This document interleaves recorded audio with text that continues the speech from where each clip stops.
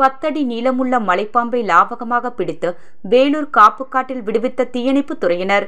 வேலூர் மாவட்டம் காட்பாடி அடுத்த பெரியபுதூர் கிராமத்தில் அருகில் விவசாய நிலத்தின் அருகில் இருந்த முள்புதரில் பதுங்கியிருந்த 10 அடி நீளமுள்ள மலைப்பாம்பு வலம் வந்தது. இதனை கண்ட பொதுமக்கள் காவல்துறையினருக்கு தகவல் கொடுத்தனர். காவல்துறையினர் தீயணைப்புத் துறையினருக்கு தகவல் கொடுத்ததன் பெயரில் அங்கு வந்த தீயணைப்புத் துறையினர் விரைந்து வந்து 10 அடி நீளமுள்ள மலைப்பாம்பை பிடித்து தமிழக ஆந்திர எல்லைப்பகுதியில் உள்ள கிறிஸ்டியான்பேட்டை காப்புக்காட்டில் விட்டனர். இதனால் அப்பகுதியில் சிறிது நேரம் பரபரப்பு ஏற்பட்டது.